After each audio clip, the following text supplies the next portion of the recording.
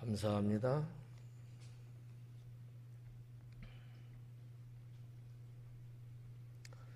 오늘은 부활에 대한 말씀이에요. 그래서 이제 성경에서도 부활 논쟁 이렇게 제목을 붙여놨는데 저도 그렇게 제목을 그대로 붙였어요. 이렇게 뭐라고 할까? 총만 안 들었지 영적인 싸움이 예수님 당시에도 상당히 있었다 이렇게 이제 볼 수 있는데, 사두개인들이 아주 작심을 하고 예수님을 뭐 좀 나쁘게 표현하면 골탕을 먹이려고 그렇게 접근하고 있고, 뭐 일반적으로 말하면 시비를 거는 그러한 내용으로 구성이 되어 있는데, 거기에 대해서 예수님이 아주 명쾌하게 사두개인을 케오패를 만드는 그런 내용이 이제 기록됐어요. 여러분들이 오늘 말씀을 보면서 사두개인이 누구냐라는 거 뭐 이미 다들 알고들 계시죠? 제가 다시 안 해도 되죠? 하여튼 뭐 그래. 근데 이제 그들만이 갖고 있는 성경적이면서도 신앙적인 측면에서 맞지 않는, 그러니까 성경하고도 안 맞고 예수님하고도 안 맞고 우리의 신앙하고도 안 맞는 이런 부분들을 오늘 본문 속에 이렇게 좀 담아놨는데, 그 부분을 살짝 여러분들에게 열어드리면서 차이점 강해를 하도록 그렇게 하겠습니다. 그냥 보면 별로 이렇게 알 수 없는 내용들이 다분히 있고요. 여러분이 아마 성경 요 누가복음 본문의 말씀을 읽으면 딱 한 가지 아마 궁금할 거예요. 누구의 아내냐? 7명의 남편을 겪어본 여인, 정말 누구의 아내가 되는 거지? 이런 궁금증은 갖고 있을 수 있어요. 근데 이 궁금증마저 없으면 성경을 아예 모르든지 그런 사람인 거야.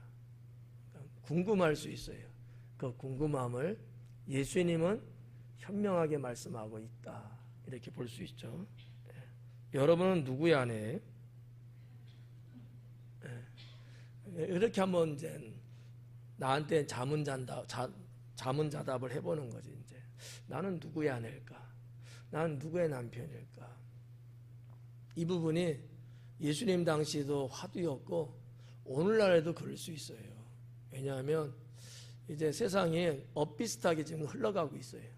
예수님 당시에 물론 이스라엘 백성들 뭐 등등으로 이 일부 일처제예요. 하나님이 그렇게 정하셨으니까 우리도 역시 그러한 세계 속에서 역사를 갖고 있는데, 점점 사회 속에 뭐 일부 다처 아니면 다부 일처 뭐 이런 식으로 흘러가고 있는 21세기를 살아가고 있거든요. 그래서 한 번쯤 성경적으로 뭐가 맞는 건지 생각해 보는 것도 나쁘지 않겠다라고 생각하면서 27절부터 한번 살펴보도록 하겠습니다. 27절에 부활이 없다고 주장하는 사두개인 중 어떤 이들이 와서, 그래, 사두개인 중 어떤 이들이, 그러니까 사두개인들이 여러 있었던 것 같아요. 그 중에서 어떤 자들이 왔다는 얘기죠. 예수님 앞에 있는 겁니다. 근데 이들을 뭐라고 성경은 소개했냐면 부활이 없다고 주장하는 자들이라는 거예요. 부활. 그러면 이 부활의 정의, 부활은 도대체 뭘까? 살짝 말하면 쉬운 얘기예요. 완전히 죽었다가 다시 살아나는 거예요. 아주 쉬운 말로 말하면 그게 부활이에요. 죽지 않고 다시 살아났다, 그건 깨어났다 이렇게 표현하기도 하고, 그건 이제 부활이라고 말하지 않죠. 뭐 이제 이제 성경의 내용은 아닙니다만은 뭐 예를 들어서 천국을 갔다 왔다. 죽지는 않은 상태거든요. 예, 그런 건 이제 부활이 아니라고 이제 말하는 거고요. 부활에 대한 것이 신학적으로 상당히 복잡해요. 예, 분명히 죽었다 살아났는데 그걸 부활이라고 해야 되냐, 아니라고 해야 되냐, 뭐 이런 여러 가지 논쟁들이 있어요. 이거를 여러분에게 풀어드리면 머리가 아파. 그리고 헷갈려요. 그래서 이런 부활에 대한 것만 제대로 소개하려면 한 2-3시간은 걸려야 되지 않을까. 부활에 대한 것만 복잡하고 그냥 쉬운 말로 죽은 자가 다시 살아나는 것. 완전히 죽은 거예요. 뭐 기절 이런 건 아니고 죽은 자가 살아난 것. 이것을 이제 부활이라고 하는데, 성경에서도 이제 그런 사건들이 구약에도 있고 신약에도 있고, 뭐 예를 들어서 나사로가 죽었다가 다시 살아났잖아요. 그것도 어떻게 보면 부활이야. 그런데 우리가 알고 우리가 믿고 있는 부활이 있잖아요. 나사로가 죽었다 살아났다는 그 부활의 개념과, 이건 일반적 개념이에요. 우리 기독교 신앙 안에서의 부활은 다른 거다라는 거죠. 그게 달라요. 그러니까 이런 거를 설명해 드리려면 시간도 많이 걸리고 복잡하고 헷갈릴 수도 있어서 그냥 단순하게 죽었다 살아난 것을 통칭 부활이라고 말한다. 굳이 갈라서 좀 이야기하면, 나사로 같은 경우는 우리 기독교 신앙에 있어서의 부활은 아니에요. 왜냐하면 우리 기독교 신앙에 있어서의 부활은 예수 그리스도를 구주로 영접해서 구원받아서 받은 상태에서 죽어서 천국을 가잖아요. 주님의 때에 다시 살아나는 게 부활이거든요. 근데 일상적으로 우리 삶 속에서 일어나는 이런 어떤 죽었다 깨어났다 이거는 그런 부활하고는 개념이 다르다는 얘기지. 이렇게만 해도 좀 어느 정도 많이 구별해 가시죠? 성경에서는 근데 이렇게 그냥 부활이라는 단어를 썼어요. 그래서 이 부활이라는 말을 아나스타신이라는 단어로 되어 있는데 그냥 단순한 용어예요. 그렇게 이제 보시면 좋고, 사두개인이라는 게 또 이렇게 나와요. 사두개인은 예전에 한번 또 말씀도 드린 적이 있는데, 이 사두개인은 아주 옛날부터 있었던 건 아니에요. 역사적으로 좀 성경을 올라가면 다윗 시대 때 시작된 거거든요. 그러니까 사두개인의 시조라고 해야 되나? 사두개인이라는 말이 나오게 된 그 출발, 그 시대가 어느 때냐? 다윗 왕 때예요. 그때 당시에 대제사장이 사독이었는데, 사독이라는 말이 시간이 흘러가면서 뭐라고 불러지게 됐냐면, 예수님 당시에는 사두개인, 사두개 사람 이렇게 불렀다는 거죠. 그러니까 시발점은 거기에요. 뭐 아담이라든지 노아라든지 아브라함 시대까지 막 이렇게 올라가지를 않아요. 무려 예수님 당시로 보면 한 1000년 정도의 세월을 갖고 있는 건데, 이 사도계인이 이제 유대 사회에 계파가 여러 개 있죠. 여러 개 있는데 그 중에서 대표적인 두 계파가 바리새파하고 사두계파거든요. 근데 이 두 계파가 아주 서로가 달라요. 극대극이야. 바리새파들은 보수적이긴 한데 성경의 모든 걸 다 믿어요. 그러니까 뭐 영적인 것도 믿고, 뭐 천사도 믿고, 천국도 믿고, 이런 걸 다 믿어요. 부활도 믿고. 오늘은 이제 부활에 대한 내용이니까 주제가 부활도 믿어요. 근데 이제 사두개파는 그렇지는 않아요. 안 믿어요. 그럼 사두개파가 분명히 유대인들에 의한 거고, 조상으로 올라가면 제사장의 후손들이거든요. 예수님 당시도 여전히 제사장들은 누가 대부분 거의 다 했느냐면 이 사두개파 사람이 다 해요. 그럼에도 불구하고 영적인 이런 부분들을 안 믿는다는 거지. 그럼 그들이 믿는 건 뭐냐? 딱 하나 있어요. 모세의 오경. 모세의 글만 믿어요. 그러니까 왜 그들이 영적인 거를 왜 안 믿느냐? 그 이유가 도대체 뭐냐? 하고 카톡을 여봤어요. 그랬더니 답이 오기를 모세오경, 모세의 글에는 그런 것들이 없다. 그래서 우리는 믿을 수가 없다. 이제 이런 거예요. 재미없죠? 네. 근데 그런 거, 이 좀 유머를 쓰면은 안 될 것 같아. 썰렁해서. 무슨 말 하나 헷갈리네 그러는 것 같기도 하고. 그래서 이제 사두개는 이제 그렇게 그냥 간단하게 여러분이 구분하면 그냥 모세의 글만 믿는다. 거기에 있는 건 믿고 거기에 없는 건 안 믿는다. 하나님은 믿지만 이런 거예요. 그러니까 그렇게 좀 구분하면 좋고, 또 뭐 종교적이나 뭐 정치적인 뭐 이런 것도 좀 있어요. 종교로 보면은 아마 사두개파들은 보수예요. 그런 면에서 그 모세오경 그것만 고집하고 극보수지 어떻게 보면 또.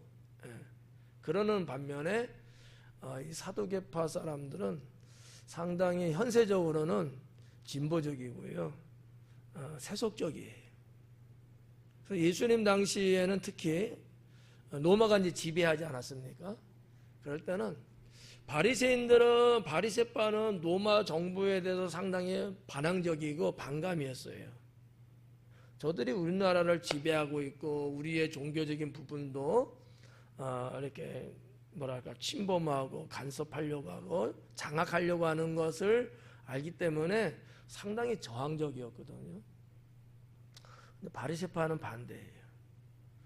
친 로마 정부의 사람들로 살았어요. 그러니까 이제 이게 정치적으로는 그렇다는 거죠. 상당히 그 현세적이에요. 이성적이라고 표현해야 되나? 무슨 영적이고 막 이런 게 아니고 눈에 보이면 믿어, 아니면 아니야, 뭐 이런 식으로 상당히 오늘날로 보면 이성적이고 현실적이고 이렇게 사두개파는 이제 당시 그랬고요. 거기에 비해서 바리새파는 정반대였다. 이제 이렇게 보시면 좀 될 것 같아요. 근데 지금 오늘날에도 그러니까 예수님 당시는 바리새파가 있었는데 지금까지도 바리새파가 유대 사회에 있느냐? 없어요. 아니, 사두개파가 바리새인들만 있어요.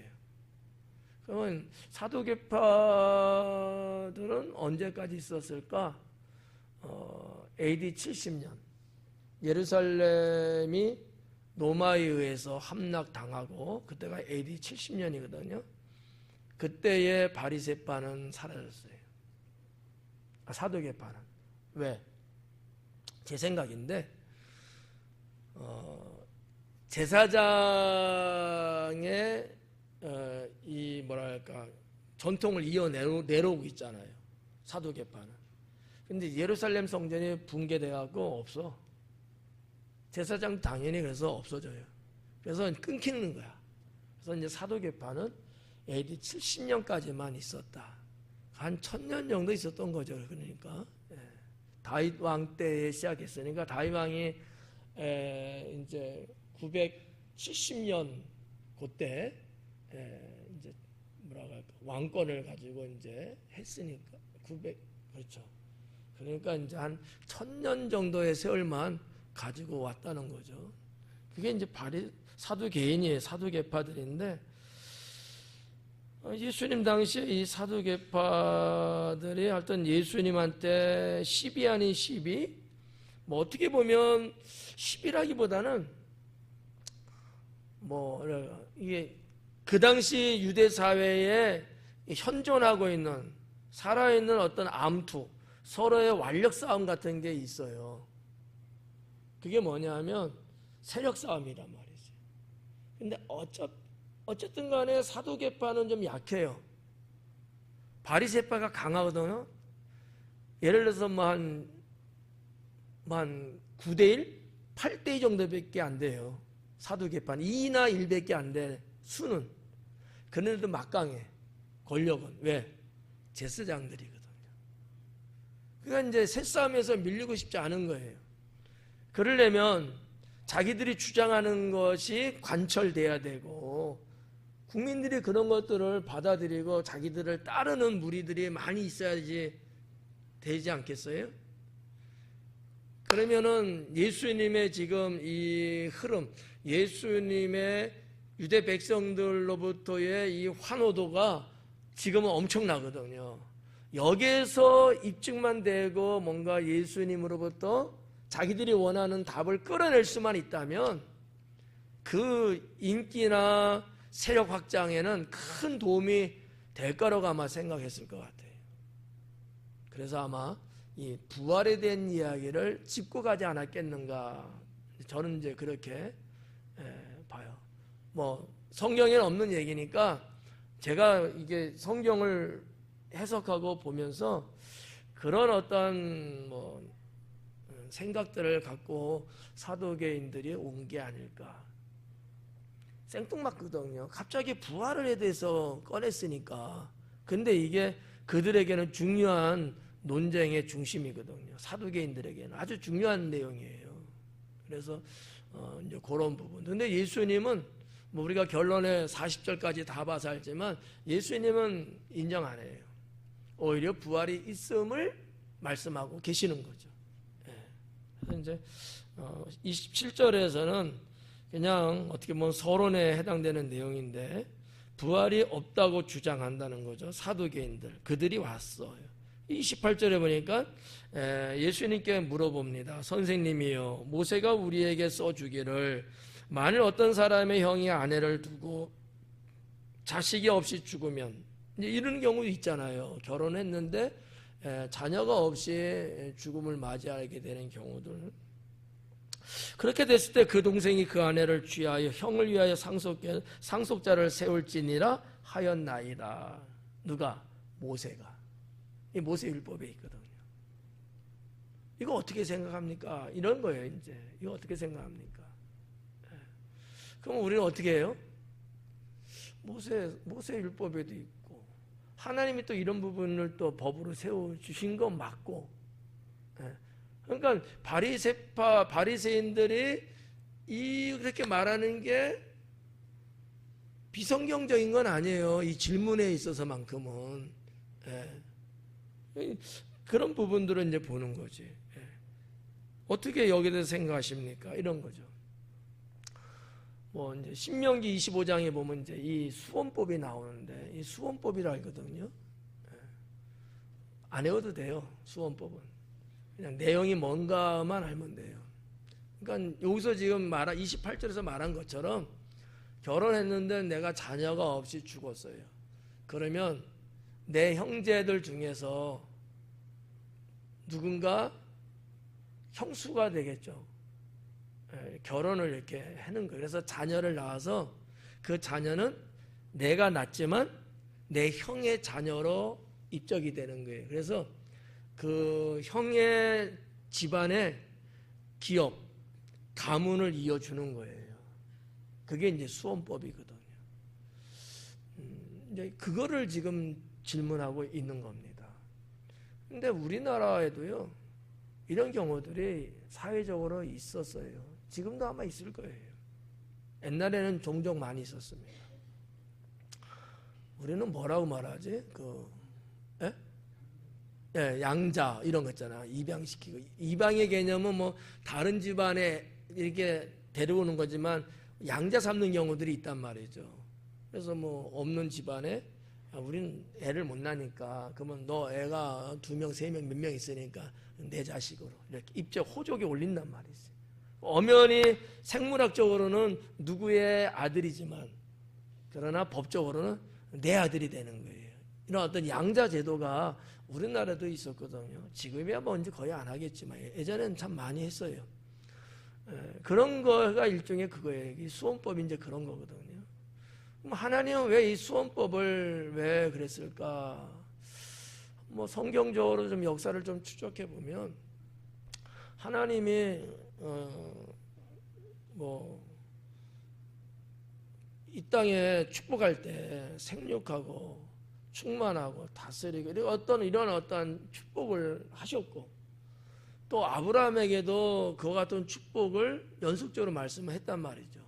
하늘에 무뼈를 바라보라 하면서, 그러니까 이렇게 이 다수의 자녀들이 태어나는 것이 복 중에 복이었고, 이것은 성경 내내 기록이 되어 있던 말씀이에요. 그러니까 그런 측면에서 하나님의 축복했다는 걸 가지고 한 가지 이야기할 수 있고, 또 하나는 만약에 누군가가 그 뭐 형수라고 봐야 되겠죠? 하지 않으면 챙겨줄 수가 없어요. 그래서 한 여인이 남편 없이 가족 없이 당시의 유대 사회에서 팔레스틴이라는 거기서 살아가려면 살 수가 없는 형국이었다는 거죠. 그래서 그건 어떻게 보면 좀 인도적인 차원이겠죠.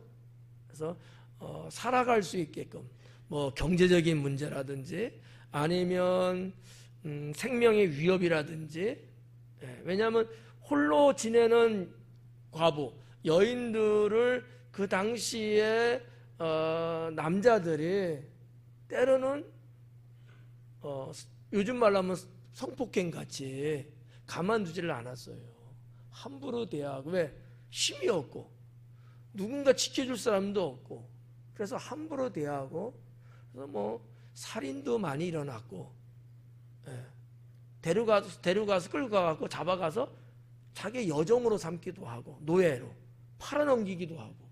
그러니까 이런 여인의 인격이나 여건을 누가 보장해 줄 수가 없는 거예요.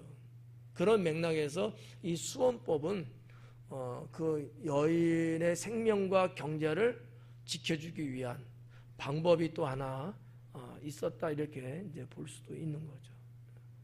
이게 당하지 않은 사람은 피부로 느끼기는 어렵겠죠. 상당히 중요했던 거예요, 그게. 뭐 여러분 뭐 성경에도 보면 뭐 그런 사건들이 많이 있어요. 특히 이제 모세 율법 이후의 사건을 우리가 추적해 보면 누구냐면 보아스와 누세의 관계거든요.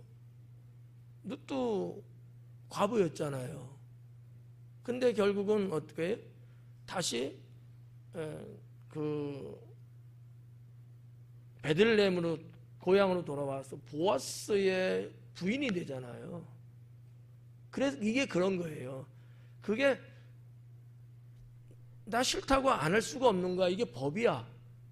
그러면 그 집안 내에서 누군가는 부인으로 맞이해서 그 여인을 지켜줘야 되는 거예요. 그게 우리가 룻기에 나오는 보아스의 누세 관계라는 거죠. 이거는 이제 모세 율법 이후의 사건이고요. 모세 율법 이전의 사건은 창세기에도 나오죠. 유다와 다말의 사건이에요. 성경들 많이 있는 것 같은데 모르는 척하고 있네. 유다는 야곱의 네 번째 아들이잖아요. 근데 뭘 성경 기록에 이제 모르고 이제 잠자를 같이 했는데, 그 소식을, 시아버지의 소식을 알려줘갖고 다말이 자식이 없어. 유다가 첫째가 엘이에요.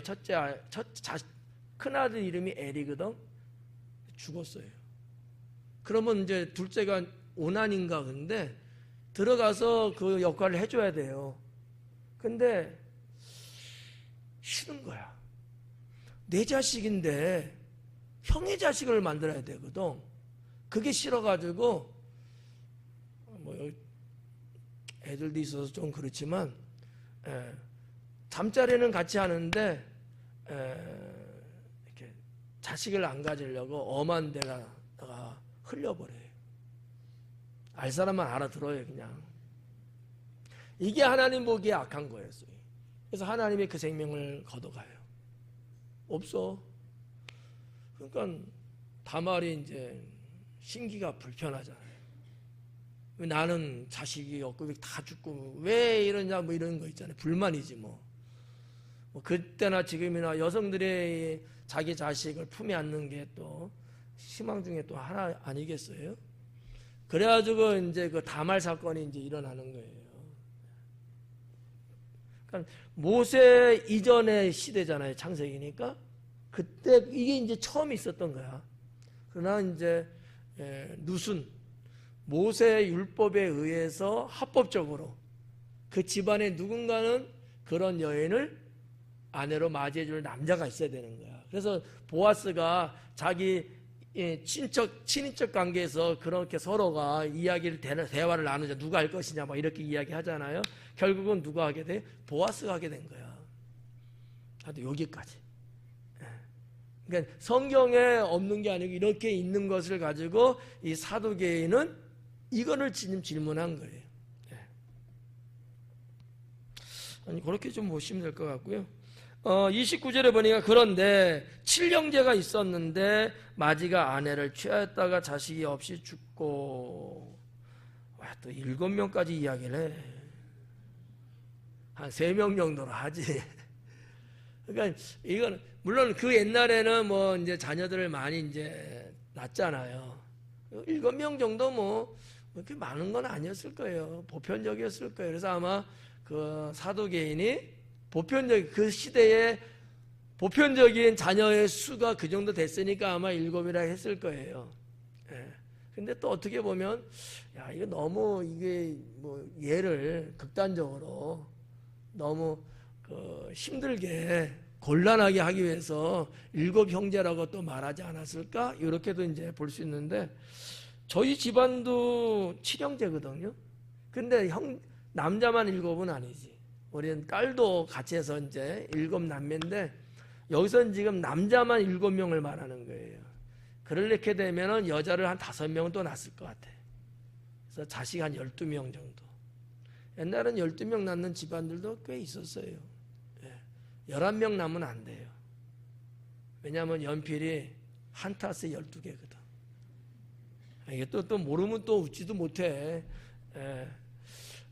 그래서 제 친구도 11번째 아들이었어요. 그 집안이 12명이거든. 옛날에는 좀 그렇게 또 자녀를, 특히 자녀들 너무 좋아해갖고 또 이렇게 낳는 집안도 있었는데, 여기도 7형제가 있었다라는 거죠. 그리고 이제 30절에 보니까 둘째가 그를 취하였다라는 거죠. 둘째가. 셋째도, 넷째도, 다섯째, 여섯째, 일곱째 다 이렇게 수원법에 의해서 했다는 얘기예요.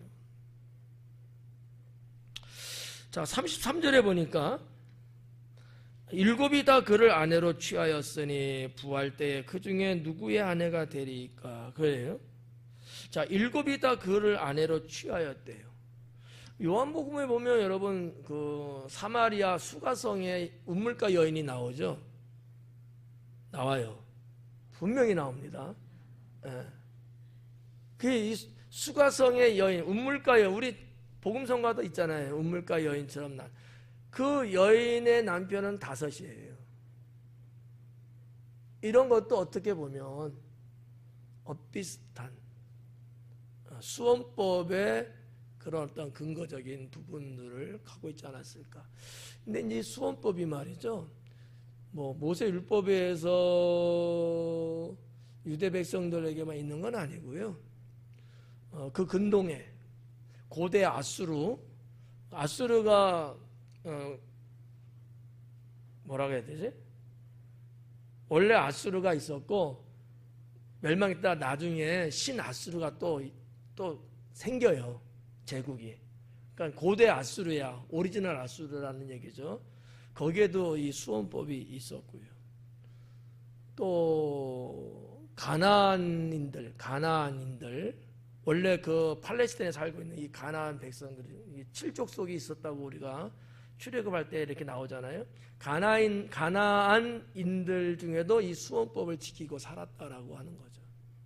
수원법은 꼭 유대인들에게만 있었던 건 아니고 옛날 고대 사회는 아까 제가 처음에 설명해 준 것처럼 왜 그걸 해야 되는지 이런저런 이유가 있어서 수원법을 그 민족들이 좀 갖고 있었던 것 같아요.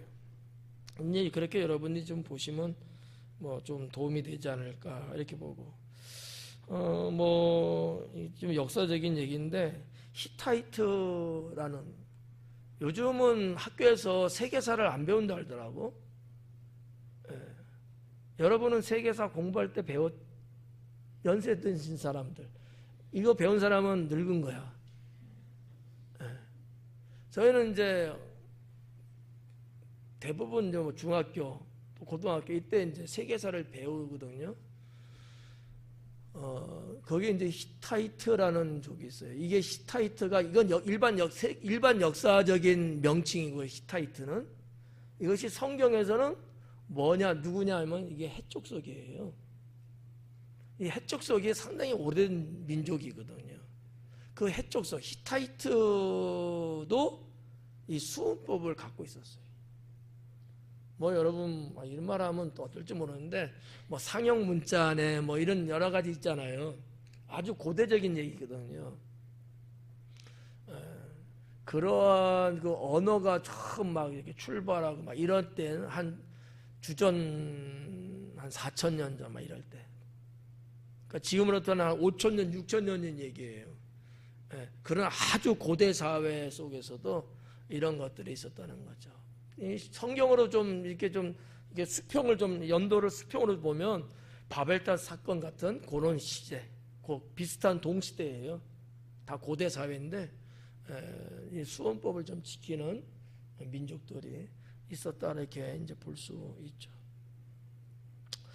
자, 아무튼 뭐 수원법은 그렇게 우리가 좀 보면 될 것 같고요. 그래서 이 33절에 일곱이 다 그를 아내로 취하였다.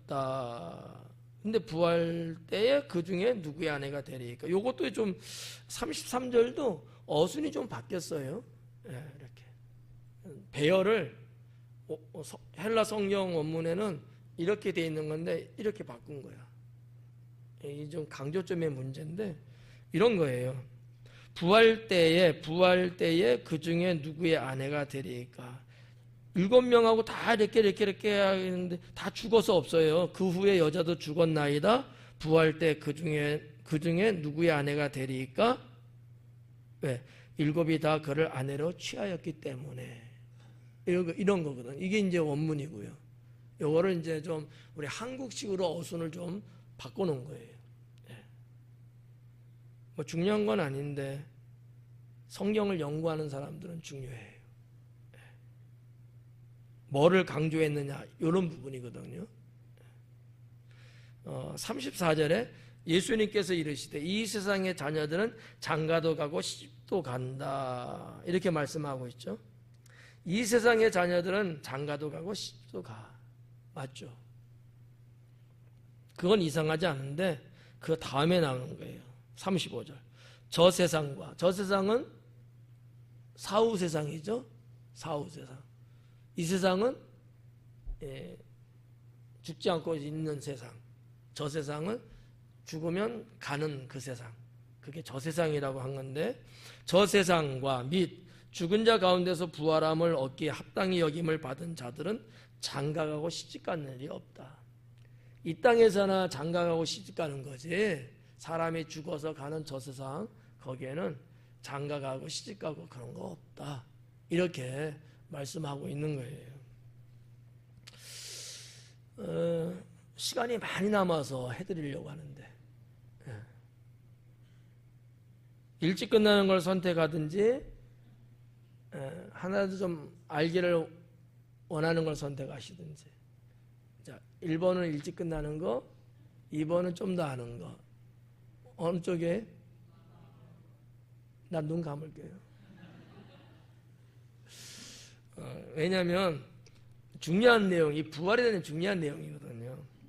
죽은 자 가운데서 부활함을 얻기에 좀 해석적 차이인데 죽은 자 가운데서라고 번역은 됐어요. 저는 이 말을 좀 다른 말로 번역하면 죽은 자로부터의 부활이에요. 이게 전치사를 어떻게 해석하느냐의 차이로 오는 건데 이렇게 해석할 수도 있고 저렇게 해석할 수도 있어요. 죽은 자들 가운데서라고 번역할 수도 있고 뭐뭐으로부터라는 전치사로 쓸 수도 있다는 얘기죠. 저는 후자가 더 부활이라고 하는 거하고 맞지 않을까 이렇게 이제 보는 거죠. 한번 이런 거 한번 생각해. 죽은 자의 부활 구별 한번 해봐요. 같은 건지 틀린 건지. 죽은 자의 부활과 죽은 자로부터의 부활. 글자는 틀려요. 글자 말하는 거 아니야. 내용이. 죽은 자의 부활과 죽은 자로부터의 부활. 어떤 것 같아요? 3초만 생각해 보세요.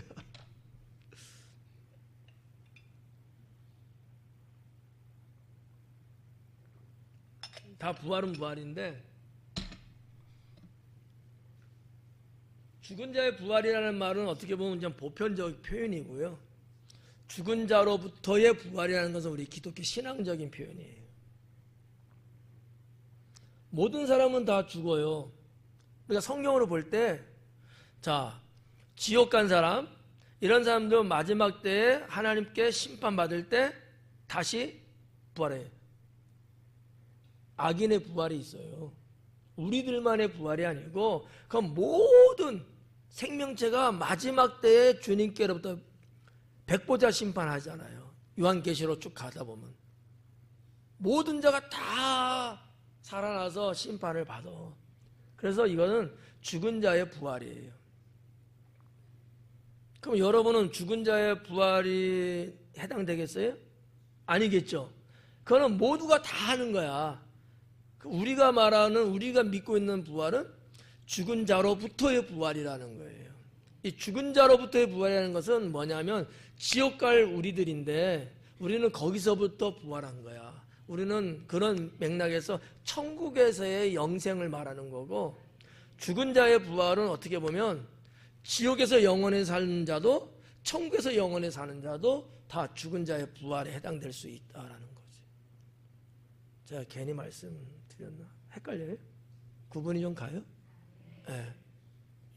그래서 이제 해석을, 이 에크라는 전치사인데 이 해석을 좀 저는 우리 성경하고 조금 다르게, 전치사를 같은 전치사인데 전치사 단어를 어떤 뭐 가운데, 중에 이렇게 해석하기보다는 뭐뭐으로부터라고 하는 단어로 번역해 본 거예요. 죽은 자 가운데서 부활, 이게 아니고 죽은 자로부터의 부활. 우리는 다 같이 죽은 자들이었거든요. 우리는 거기서부터 부활한 사람들이야. 그러니까 구원받은 자라는 얘기거든요.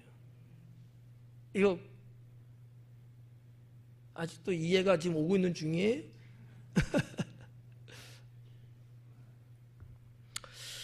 뭐 그런 부분 생각해 볼 수 있는데, 부활함을 얻기에 합당히 여김을 받은 자들 중요하죠. 저도 이렇게 형광펜으로 밑줄을 쭉 치는 거예요. 중요한 포인트거든요. 부활함을 얻기에 합당한, 주님이 주시는 영생의 부활을 얻기에 합당한, 합당히 여김을 받은 자들. 왜? 믿었으니까. 주님을 믿기 때문에 합당한 거예요. 왜? 이거는 하나님이 하신 언약이었거든요. 예. 여러분이 예수님 믿고 구원을 받았다? 합당해요. 왜? 하나님이 하신 약속이기 때문에. 법적 효력이 있다는 얘기죠. 예. 그런 얘기예요. 합당히 여김을 받은 그런 자들은 장가가고 시집간 일이 없다 라는 거죠. 근데 지금 사도계에는 누구의 부인이 됩니까? 이렇게 물었거든요. 그거는 이 세상에서는 하는 일이다. 그러니까 이 세상과 저 세상, 우리가 살고 있는 이 세상하고 천국하고는 개념이 다르다는 거지. 물론 우리가 이렇게 가면은 뭐 하경이네, 천국에 가서도 이영주 권사님이네, 박종현 안수집사님이네, 서로 알아요. 그리고 존재를 알고 어떤 관계성도 다 알아요. 아는데 거기에는 시집가고 장가, 이 세상에서 하는 그런 행위들은 없다는 얘기예요. 그게 중요하지 않다는 거야. 예. 제가 봤던 천국도 그래요. 알아볼 수 있어요. 누구구나. 그런데 그렇다고 해서 우리 같이 그러면 패밀리로 우리 같이 한 집에서 살자, 그건 아니에요. 그건 없어요. 다 나만의 나만이 있는 공간이 따로 있는 거야. 이때 이 세상 살면서 내가 하나님을 어떻게 믿었고, 내가 하나님 앞에 어떤 일을 했고, 내가 어떻게 하나님 앞에 충성과 헌신에 따라서, 공적에 따라서 나의 빌라, 아파트가 달라요. 나의 사는, 내가 있는 공간이 달라. 이게 더 충실한 사람들은 더 주님 보좌 근처 쪽으로 가까이 가고, 그러지 않은 사람은 저 끝자락 같은 데로 가고, 같은 지역에서도 해처럼 빛나는 어떤 패밀리가 있고, 아파트가 사는 공간이 있고, 좀 어두운 공간이, 이게 다 다르더라는 거지.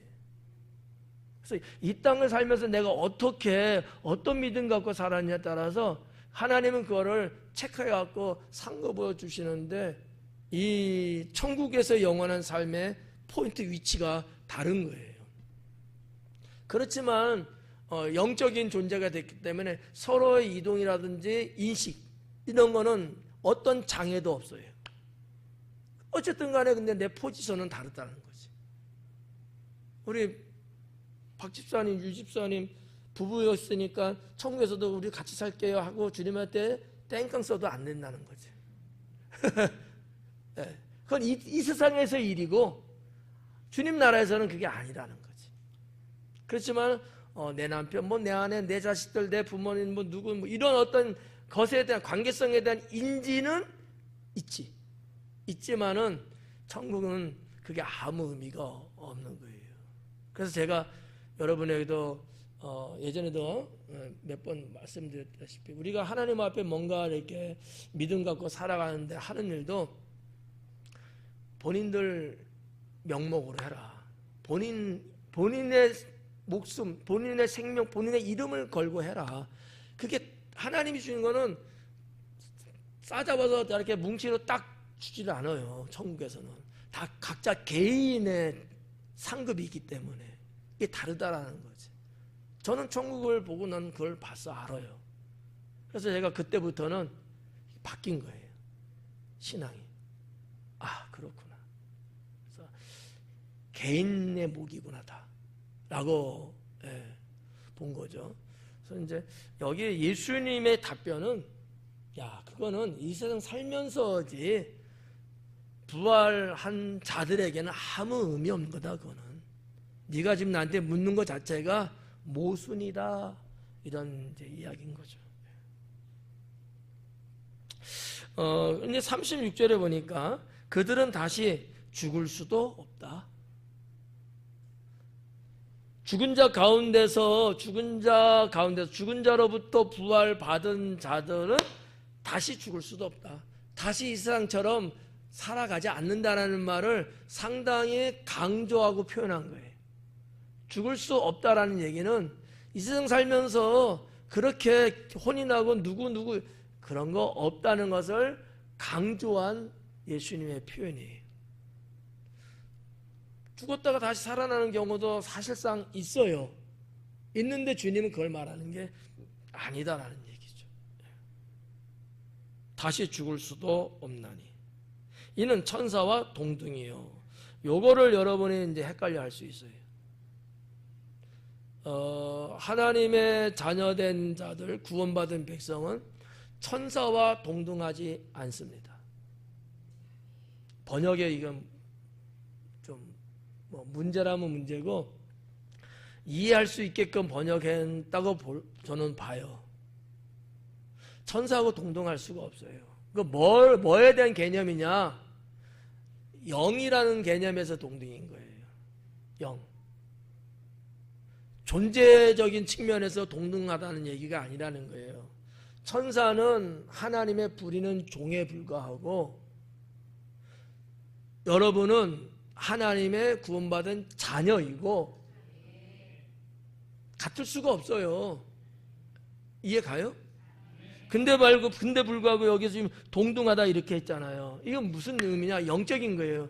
신령한 몸, 신령한 몸으로 영생, 신령한 몸. 천사도 영적 존재니까 신령한 존재거든요. 그런 맥락에서 부활을 설명하면서 동등이라는 거지 존재론적으로 동등하진 않아요. 오히려 여러분들을 섬기는 것이 천사예요. 하나님이 그렇게 천사를 지으셨거든요. 네. 이게 다르다라는 거지. 그러니까 요거를 오해하면 안 돼요. 나는 천사와 동등하구나. 존재로 동등하다 보시지 마라. 존재로 볼 때는 나는 주인 아들이고 나는 딸이라고 또 해줘야지.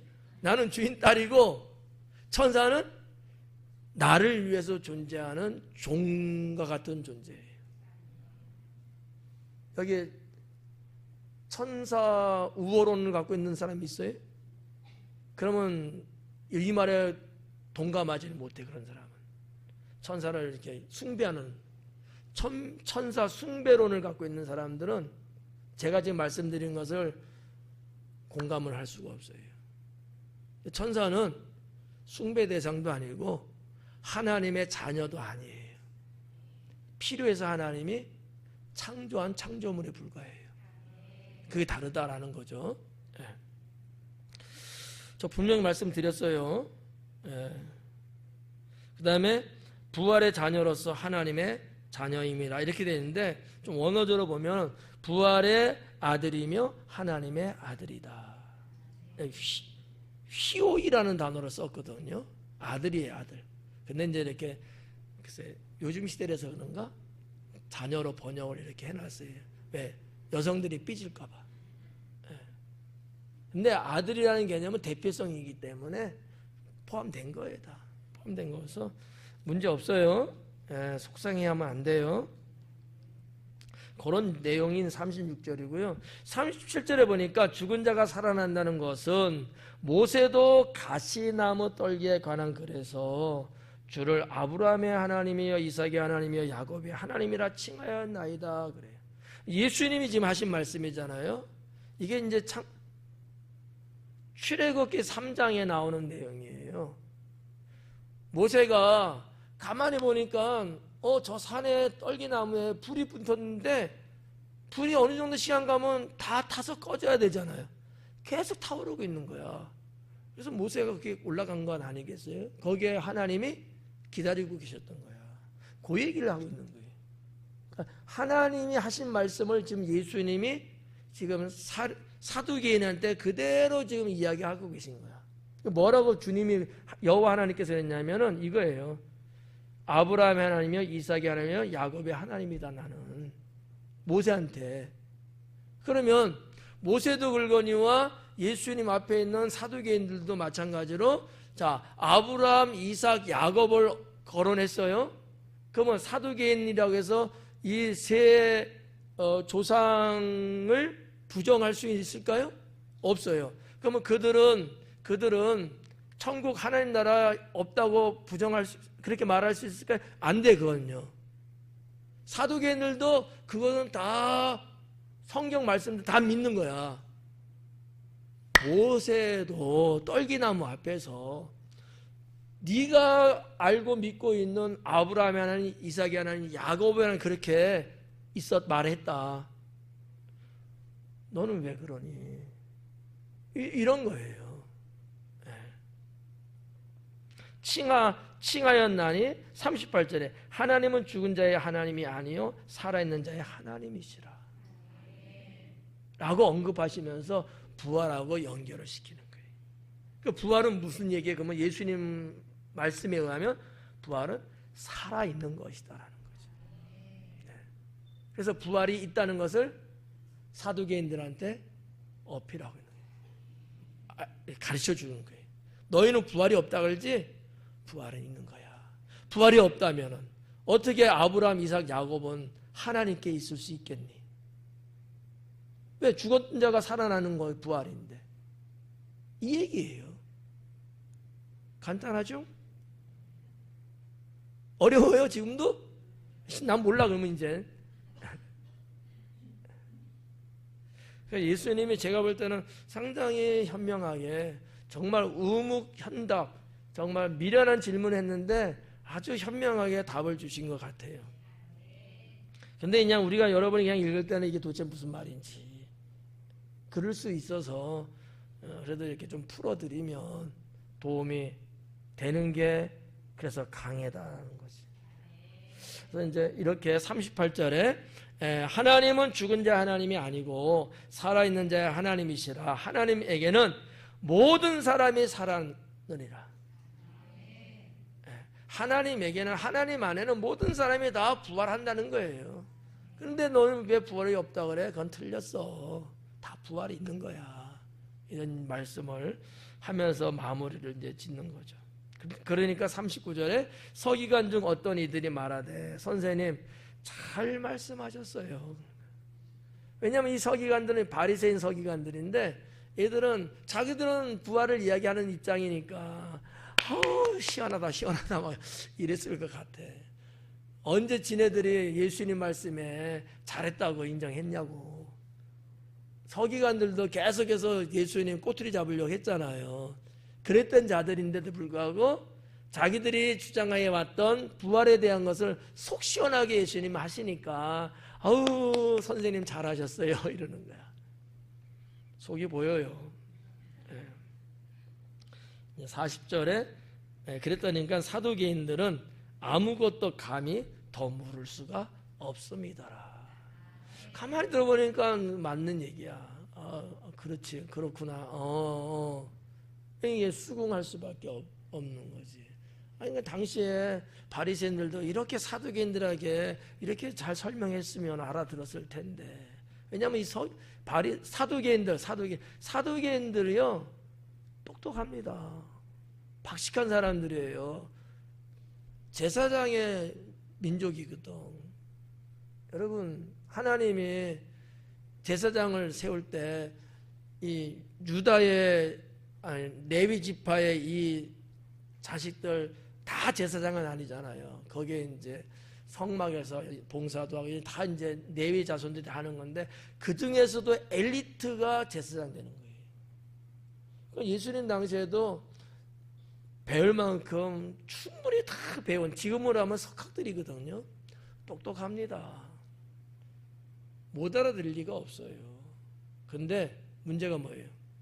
고정관념이.